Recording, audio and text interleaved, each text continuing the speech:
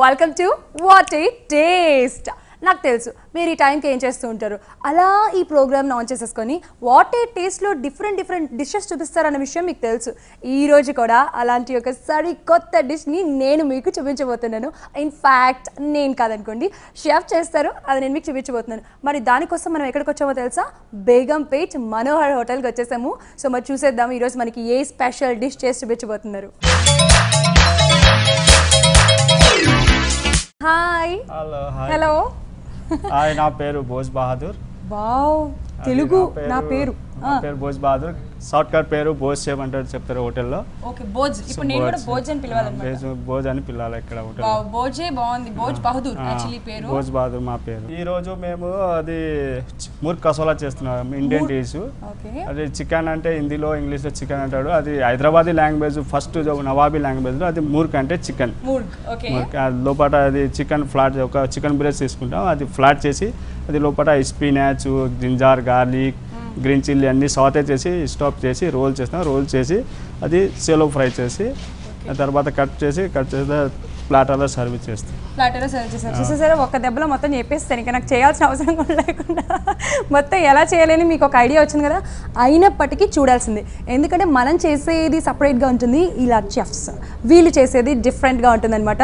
So మరి దానికి కావాల్సిన ఇంగ్రీడియంట్స్ ఏంటి అడిగి తెలుసుకుందాము. భోజ్ ముర్గ్ కసోలాకి కావాల్సిన పదార్థాలు ఏంటో చెప్తారా? Garlic, onion chops, green chilli chops, salt, chilli powder, chicken. మీకు అర్థమైంది కదా, మనకి దీనికి కావాల్సిన ఇంగ్రీడియంట్స్ ఏంటంటే ginger, garlic, black pepper powder అనమాట. బ్లాక్ పెప్పర్ని పౌడర్ చేసుకోవాలి, ఫస్ట్ అట్టు పెట్టుకోవాలి. దాని తర్వాత జీడిపప్పు ఉంటుంది కదా, దాన్ని మనం నానబెట్టుకొని దాని తర్వాత మెత్తగా పేస్ట్ లాగా చేసుకోవాలి. దాని తర్వాత అవి కాకుండా ఒక సపరేట్ బౌల్లో జీడిపప్పు, బాదం పప్పు అండ్ ఆల్రెడీ ముందరే మనం దీనికోసం సపరేట్గా ఆనియన్స్ని ఫ్రై చేసి పెట్టుకోవాలి, డీప్ ఫ్రై. ఓకే, అండ్ ఏమంటారు చిల్లీ అనమాట, చిన్నగా కట్ చేసుకోవాలి. అండ్ ఆనియన్స్ అలా కట్ చేసుకోవాలి. సాల్ట్, షుగర్ అండ్ మనకి దీంట్లో ఒక సపరేట్ ఆయిల్ కూడా యూస్ చేస్తారు. ఆ ఆయిల్ ఎలా యూస్ చేస్తారు అనేది మనం తర్వాత అడిగి తెలుసుకుందాము ప్రిపేరింగ్ ప్రాసెస్లో. అండ్ అలాగే చిల్లీస్, ఇంకా లెమన్ కావాలి, షుగర్ కావాలి, ఇంకా మనకి గరం మసాలా పౌడర్, స్పినాచ్ అంటే మీ అందరికీ తెలుసు కదా, పాలకూరని మెత్తగా దాన్ని గ్రైండ్ చేసుకొని ఒక సపరేట్ చిన్న బౌల్లో తీసుకొని పెట్టుకోవాలన్నమాట. ఇవన్నీ స్టార్ట్ చేసే ముందర ఇప్పుడు ఫస్ట్ మనం ఎలా స్టార్ట్ చేయాలి? ఫస్ట్ అది మేము masala try spinach, ginger, garlic అన్ని చేసి తయారు చేస్తాం. సో ఇంత పెద్ద లైటర్. సో ఫస్ట్ ఆయిల్ వేసుకోవాలి. Okay, so 2 table spoons oil సరిపోతుంది. 2 టేబుల్ స్పూన్ ఆయిల్ సరిపోతుంది. కొద్దిగా వేడిగా అయిన తర్వాత గార్లిక్ వేయాలా. సో గార్లిక్ అంటే వెల్లుల్లిపాయ చిన్న ముక్కలుగా కట్ చేసుకొని మనం వెల్లుల్లిపాయ వేసుకోవాలి. ఆ గార్లిక్ స్మెల్ అనేది పోయి కొంచెం బ్రౌన్ అయిన తర్వాత ఆనియన్ వేయాలా. ఓకే, నేను కలుపుతూ ఉంటాను. ఆనియన్. సో ఆనియన్స్ అంతే వేసుకోవాలా లేకపోతే ఇంకొంచెం ఎక్కువ వేసుకున్నా పర్వాలేదు? ఎక్కువ పోర్షన్ కావాలంటే ఎక్కువ ఆనియన్ వేయాలా, ఒక పోర్షన్కి ఆనియన్ చాలు ఇంత. ఓకే, సో కొంచెం కావాలంటే ఆనియన్స్ కొంచెం వేసుకోవాలి. ఎక్కువగా మనకి అంటే దాంట్లో స్టఫ్ చేసుకోవడానికి కావాలి అంటే ఆనియన్స్ ఇంకొంచెం ఎక్కువ వేసుకోవాలన్నమాట. జింజర్, అల్లం కూడా చిన్న ముక్కలుగా కట్ చేసుకొని వేసుకోవాలి. ఓకే, సో ఇవి ఎంత ఒక 1 minute 2 minutes? 2 minutes ఇది అయిపోయిన తర్వాత గ్రీన్ చిల్లీస్ వేసుకోవాలి. Green chillies. సో ఏంటి అసలు మీరు ఈ ఇలా షెఫ్ అవుదామని ఆలోచన ఎలా వచ్చింది? ఆలోచన ఎలా వచ్చిందంటే మేము ఫస్ట్ హోటల్కి వచ్చినాము. హోటల్కి వచ్చిన తర్వాత నేను రెస్టారెంట్లో పని చేస్తున్నా అంటే అందరూ రెస్టారెంట్లో పని చేస్తారు. షేప్ అంటే అందరికి వేలు అవుతుంది, అందరు చెప్తాడు.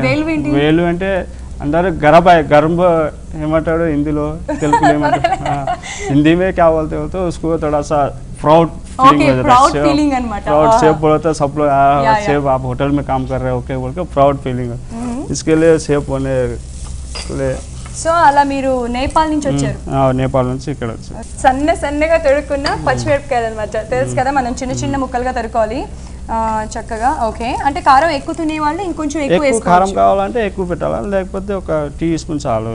అందరూ ఎక్కువ కారం తినలేదు కదా. మీరు నేపాల్ నుంచి వచ్చినా తెలుగు చాలా చక్కగా మాట్లాడుతున్నారు. ఇది స్పినాచ్ ఓకే ఓకే, అంటే స్పినాచ్ ఫస్ట్ వేసేసుకోవాలా మనం? ఫస్ట్ వేసుకోవాలి, సాతే చేయాలి, ఎందుకంటే అది రా ఉంది కదా, అది ఫ్లేవర్.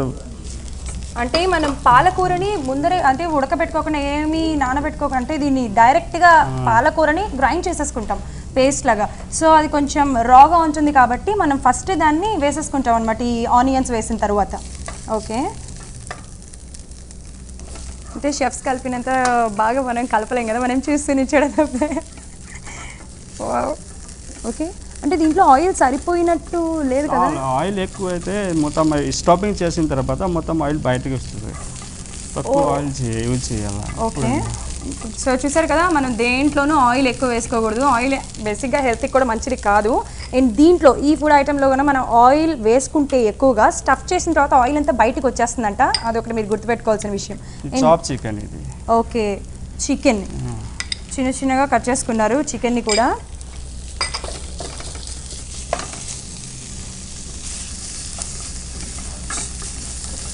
సో చికెన్ ఇప్పుడు మనకి ఇది కొంచెం ఉడకాలంటే మనకి టైం పడుతుంది కదా, 5-10 minutes ఉడకబెట్టుకోవాలన్నమాట. అంటే వీటిపైన మూత అలాంటివి పెట్టక్కర్లేదా? అంటే బేసిక్గా పాలకూర ఇలాంటి ఆకుకూరలో హెల్త్కి చాలా మంచిది కాబట్టి ఇలాంటి వాటిలో యూజ్ చేసినా మనకి బాగుంటుంది. పాలకూర గ్రీన్ వెజిటబుల్ అంటే అందరికీ ఇష్టం కదా, దానికోసం నాన్ వెజ్లో కొద్దిగా గ్రీన్ వెజిటబుల్ అయితే చాలా హెల్తీగా కనిపిస్తుంది, లుక్ వైజ్గా కూడా చాలా బాగుంటుంది అలా గ్రీన్ సర్వ్ చేస్తుంటే. Salt, okay,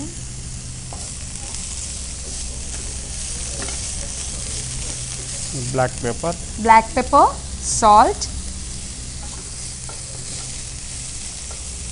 whole garam masala. Okay, garam masala,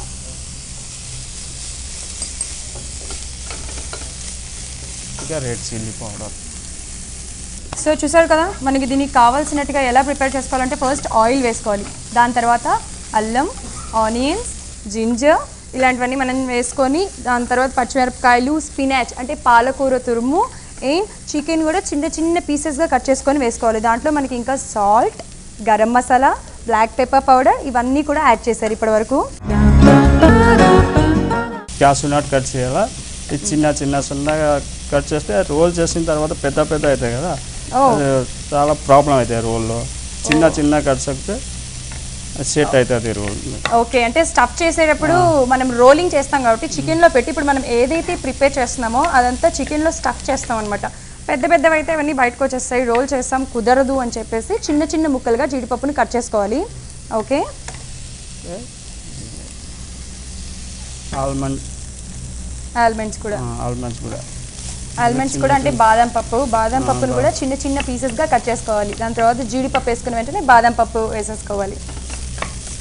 చూస్తుంటేనే చాలా బాగుంది తెలుసా, వావ్, గుడ్. చూసారా, షెఫ్స్ అయితే అంత ఫాస్ట్గా బాదం పప్పు, మనమైతే కోసి ఒకదాన్ని గంట టైం తీసుకుంటాము, అలవాటు. అయిపోయింది. ఓకే, రెడీ అయిన తర్వాత chicken breast, whole chicken breast ఉంది చూడు, సెంటర్లో కట్ చేస్తాను. సో చికెన్ అలా పెద్ద పెద్ద పీసెస్ తీసుకొని వాటిని అంటే 2 ముక్కలుగా కట్ చేయాలన్నమాట, ఎందుకంటే మనం స్టఫ్ చేసుకోవడానికి వీలుగా ఉంటుంది. ఓకే, ఓహో, ఓకే, బీటింగ్ తర్వాత పెద్దది అవుతుంది. సో బీట్ చేసిన తర్వాత ఏం చేయాలి? బీట్ చేసిన తర్వాత అది రోల్ చేయాలి. బీట్ చేసిన తర్వాత రోల్ చేయాలి. మీరు నైట్తో బీట్ చేస్తున్నారు కదా, మధ్యలో ఏమన్నా విరిగిపోతే? ఏం పర్వాలేదు, కొద్దిగా పెద్దది సైజు పెద్దది అవుతుంది, సన్నగా అవుతుంది కదా. ఇది స్పూన్లో చికెన్ పైన వేయాలా, సాటే చేసిన స్టాపింగ్ చేస్తున్నాను, ఇది రోల్ చేసేసుకోవాలి, స్టఫ్ చేసుకున్నాను. ఓకే, సో టూత్ పిక్స్ ఉంటాయి కదా, మళ్ళీ అది ఊడకుండా కొంచెం టైట్గా కరెక్ట్గా ఎక్కడ పెట్టుకోవాలో అక్కడ పెట్టాలన్నమాట. సో ఇందాక మీరు వేరే చికెన్ని హాఫ్ పీసెస్ చేశారు కదా, 2 పీసెస్ని, మరి అది ఎప్పుడు యూజ్ చేస్తారు? అది తర్వాత యూజ్ చేస్తారు, అది మా డిపార్ట్మెంట్లో ఆర్డర్ వస్తారు కదా, అక్కడ యూజ్ చేస్తారు. ఓకే, ఇప్పుడు అలా రెడీ అయిందని మనం డీప్ ఫ్రై షాలో ఫ్రై చేయాలి. ఓకే, ఓకే, ఆయిల్ వేసుకోవాలి మళ్ళీను. ఇంత ఆయిల్ వేస్తే సరిపోతుందా మరి డీప్ ఫ్రైకి? ఎందుకంటే షెలో ఫ్రై చేయాలి. షెలో ఫ్రై కోసం ఆయిల్ ఎక్కువ అవసరం లేదు, కొద్దిగా ఆయిల్ చేసి షెలో ఫ్రై చేయాలి. సో ఈ ప్రాసెస్కి మనం స్పెషల్గా ఎక్కువ ఆయిల్ యూజ్ చేయాలండి, కొంచెం ఆయిల్ యూజ్ చేస్తారు. దాన్ని ఫ్రై చేసేటప్పుడు కూడా మనం ప్యాన్లో కొంచెం ఆయిలే వేసుకున్నాం, జస్ట్ 2 టేబుల్ స్పూన్స్ అనమాట.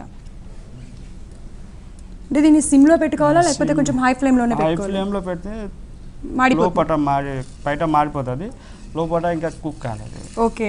సో దీన్ని స్లో ఫ్లేమ్లో పెట్టుకొని మనం అలా తిప్పుతూ ఉండాలన్నమాట, అప్పుడే అన్ని సైడ్స్లో కూడా ఫ్రై అవుతుంది.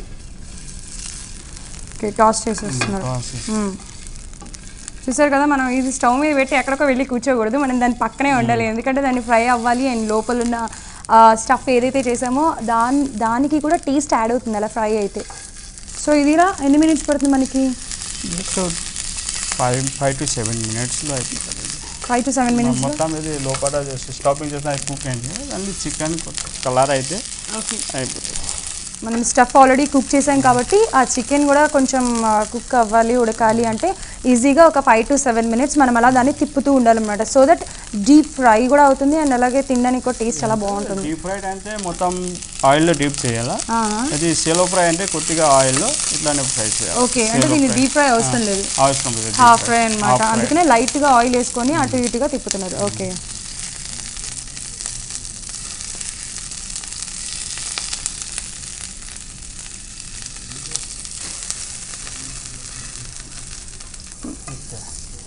సో అయిపోయినట్టుంది కదా? అయిపోయింది. వావ్, రెడీ అయింది చికెన్. టూత్ పిక్ తీసేయాలి ఇట్లా, ఎందుకంటే ఇది టూత్ పిక్ తీసి పక్కన పెట్టాలా. ఓ, టూత్ పిక్ తీసి పక్కన పెట్టి తినాలంటే ఫ్రెండ్స్. ఓకే రైట్, ఇంకా సాస్ చేయాలా. ఓహో, దీంట్లోకి నంచుకోవడానికి. చూసారు కదా, అది ఒక్కటే ఐటమ్, మనం డైరెక్ట్గా తినకుండా దాంట్లోకి సాస్ కూడా ఎలా ప్రిపేర్ చేసుకోవాలనే విషయం ఇప్పుడు చూపిస్తున్నారు. సో సాస్ యూజ్ చేయడానికి ఫస్ట్ మనం ఏం చేయాలి? నూనె వేయాలా కొద్దిగా. ఓకే, ఆయిల్ వేయాలి కొంచెం పెద్దగా. ఆయిల్ కొంచెం హీట్ అయిన తర్వాత జీలకర్ర, గార్లిక్ అండ్ మళ్ళీ వెల్లుల్లి చిన్న చిన్న ముక్కలుగా ఇందాక కట్ చేసి పెట్టుకున్నాం కదా, అల్లం, మిర్చి చిన్న చిన్న ముక్కలుగా ఇందాక ఆల్రెడీ కట్ చేసి పెట్టేసుకున్నాం కాబట్టి అవన్నీ వేసేసుకోవాలి.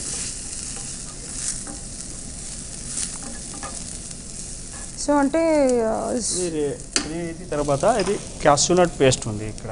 ఫస్ట్ క్యాష్యూనట్ పేస్ట్ చేయాలంటే ఫస్ట్ నీళ్ళు సోక్ చేయాలా. ఓకే, సోక్ చేసిన తర్వాత మిక్సీలో గ్రైండ్ చేయాలా. సో చూసారు కదా, ఇప్పుడు మనం జీడిపప్పు పేస్ట్ వేస్తున్నాం అనమాట. నీళ్ళల్లో ఆల్రెడీ జీడిపప్పుల్ని నానబెట్టేసుకొని, అంటే ఎంతసేపు నానబెట్టుకోవాలి? ఒక హాఫ్ అన్ అవర్ 15 మినిట్స్ అలానా? 15 to 20 మినిట్స్ నానబెట్టుకోవాలి జీడిపప్పుని. నానబెట్టుకున్న తర్వాత దాన్ని మెత్తగా పేస్ట్ చేసుకొని ఇలా వేసుకోవాలన్నమాట సాస్ తయారు చేసుకునేటప్పుడు. యా, సాస్ తయారు నీళ్ళు వేయాలి. ఓ, వాటర్ పోయాలి. వాటర్ అంటే ఇది మనం ఇంత జీడిపప్పుకి ఇంత వాటర్ పోయాలని ఉంటుందా, లేకపోతే ఎంతైనా మనం వేసుకోవచ్చు వాటర్? ఇది కొద్దిగా ఎక్కువ కావాలంటే ఎక్కువ చేయాలా, లేకపోతే 2 టేబుల్ స్పూన్స్ చాలు. Just 2 table spoons of water చాలు. ఓకే, కొంచెం గట్టిగా ఉండకుండా లూజ్గా అవ్వాలన్నమాట. దానికి సరిపడా వాటర్ వేసుకోవాలి. అంటే మనం జీడిపప్పు పేస్ట్ ఎంతైతే వేసుకున్నామో దానికి సరిపడా ఆ జీడిపప్పు పేస్ట్ కొంచెం గట్టిగా కాకుండా లూజ్గా ఉంటే ఎంత వాటర్ అయితే సరిపోతుందో అంత వాటర్ వేసుకోవాలి. సాల్ట్. ఓకే, సాల్ట్ వేసుకున్నాము. దాని తర్వాత షుగర్. ఓకే, షుగర్ కూడా ఎక్కువ వేసుకోకూడదు, just little bit. Whole garam masala. Okay, అంటే ఇందాక మనం ఏదైతే స్టఫ్ చేయడానికి యూజ్ చేసామో అవన్నీ కూడా మళ్ళీ ఇప్పుడు సాస్లో యూజ్ చేస్తాం. కారం, బ్లాక్ పెప్పర్ పౌడర్, క్రీమ్ ఉంది. సో ఏంటది? Cream, Amul cream. ఇది అమూల్ క్రీమ్. సో ఇది దేనికోసం మనం యాడ్ చేస్తాం? ఇది స్పైసీ ఎక్కువ అయిపోతే అంటే కొద్దిగా క్రీమ్ వేస్తే మంచిగా అవుతుంది.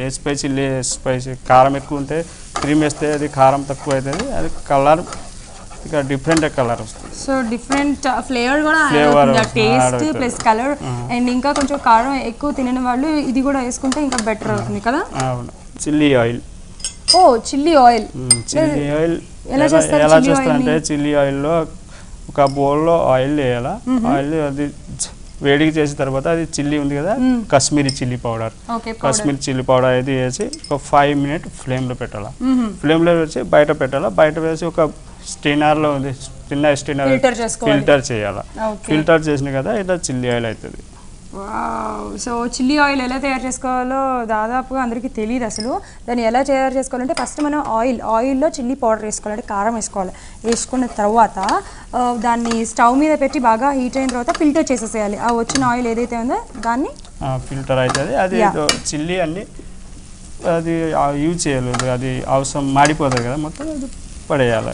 మనం ఏదైతే ఆ కారం వేసామో అది మొత్తం మాడిపోతుంది కాబట్టి దాన్ని మనం యూజ్ చేయకుండా అది పక్కన పడేసి ఆ ఆయిల్ ఏదైతే ఉంటుందో దాన్ని ఫిల్టర్ చేస్తాం కదా, ఆ ఆయిల్నే తీసుకొని ఒక 2 tablespoons ఇప్పుడు వేసుకోవాలన్నమాట. ఇప్పటి వరకు చేసిన తర్వాత మళ్ళీ వాటర్ యాడ్ చేసుకుంటున్నాం. సాస్ కొద్దిగా కొంచెం గట్టిగా ఉంది కాబట్టి ఇంకొంచెం వాటర్ యాడ్ చేసుకున్నాం. తర్వాత చికెన్ కట్ చేయాలి, అంటే చిన్న చిన్న పీసెస్గా కట్ చేసుకోవాలి. పీసెస్ కట్ చేయాలి ఇలాగా. ఈ చికెన్ ఇట్లా కట్ చేయాలి. మనం ఏదైతే ఇందాక రోల్ చేసి పెట్టుకున్నామో అవి చిన్న చిన్న పీసెస్గా కట్ చేసుకొని పెట్టుకోవాలి. ఫస్ట్ ఇది గార్నిష్ బ్రౌన్ ఆనియన్, ఇది బ్రౌన్ ఆనియన్ అంటారు. Lemon wedges. ఈ ఆనియన్స్ అండ్ లెమన్ మనం దేనికోసం యూజ్ చేస్తున్నాం అంటే ఇందాక బాగా ఆనియన్స్ని ఫ్రై చేసుకున్నాం కదా, డీప్ ఫ్రై. ఈ ఆనియన్స్ ఏవైతే డీప్ ఫ్రై చేసామో అవి మనం జస్ట్ గార్నిష్ కోసం యూజ్ చేస్తున్నాం అన్నమాట. లెమన్ని కూడా చూసారు కదా, ఇలా ఒక ముక్క దాంట్లో పెట్టుకోవాలి. ఒక గ్రీన్ చిల్లీ తీసి కొద్దిగా ఫ్లవర్ లాగా స్టార్ లాగా ఓకే ఇలా చేసి గార్నిష్ ఇక్కడ పెట్టాలా.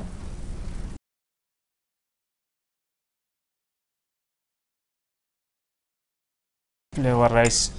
సో రైస్ ఈ సైడ్లో రైస్ పెట్టాలి. ఓన్లీ గార్నిష్ కోసం.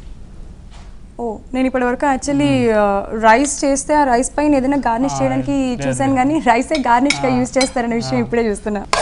సాస్ రెడీ అయ్యింది. ఫస్ట్ ఈ సాస్ ఇక్కడ వేయాలి. ఓకే చూసారా, మనకి ఒక డిష్ ఎలా తయారు చేసుకోవాలి అనేది తెలుసుకోవడంతో పాటు ఆ ప్లేట్లో కూడా గార్నిష్ ఎంత బాగా చేయాలి అనేది కూడా మీరు చూడొచ్చు, ఎలా చేస్తున్నారు ఏంటి అని. ఇక్కడ క్రీమ్ ఉంది. ఓకే మళ్ళీ క్రీమ్ కూడా కొద్దిగా పైన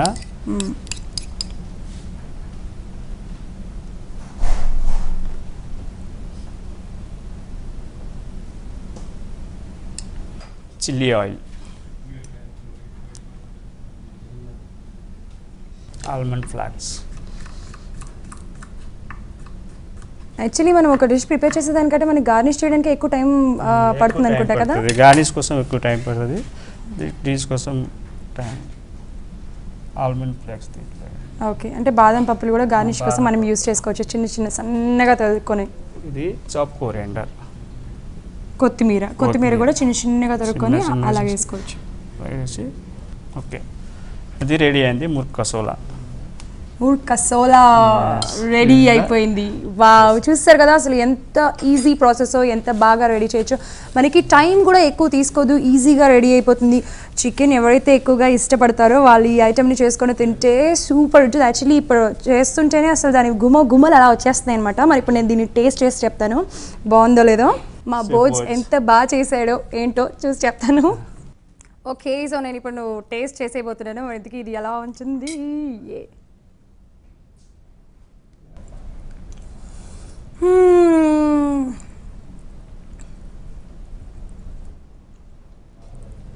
సూపర్ ఉంది సీరియస్గా. అసలు దీనిపైన గ్రేవీ చేశారు, ఏదైతే సాస్ చేశారో ఆ సాస్తోనే టేస్ట్ యాక్చువల్లీ యాడ్ అయింది. అది కాకుండా ఇంకా దీంట్లో స్పినాచ్ అని, బాదం పప్పు, జీడిపప్పు ఇవన్నీ వేస్తారు కదా, అవి కూడా పంటి కింద తగులుతూ కొంచెం స్పైసీగా ఉంది. అండ్ మరీ ఎక్కువ స్పైసీగా లేదు, నార్మల్గా స్పైసీగా కొంచెం లైట్ ఎక్కడో స్వీట్ కూడా యాడ్ అవుతూ చాలా బాగుంది. యా స్వీట్ కూడా యాడ్ అవుతూ అండ్ అలాగే ఏదైతే ఆ చిల్లీ ఆయిల్ వేసారో ఆ టేస్ట్ కూడా తెలిసిపోతుంది. సూపర్ ఉంది. సో సీరియస్గా మీరు డెఫినెట్గా ట్రై చేయొచ్చు. మన పేరుకి తగ్గట్టుగా వాట్ ఈ టేస్ట్ అన్నట్టుంది. సో బోజ్ ఇప్పటివరకు నేను మా వ్యూయర్స్కి చెప్పాను నువ్వు చేసిన టేస్ట్ ఎట్లా ఉందో. సీరియస్గా చాలా బాగుంది, సూపర్ చేసావు. Thank you so much.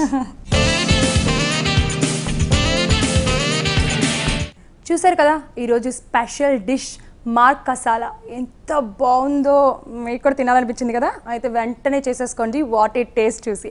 And మళ్ళీ నెక్స్ట్ ఎపిసోడ్లో కలుసుకుందాం. And children keep watching.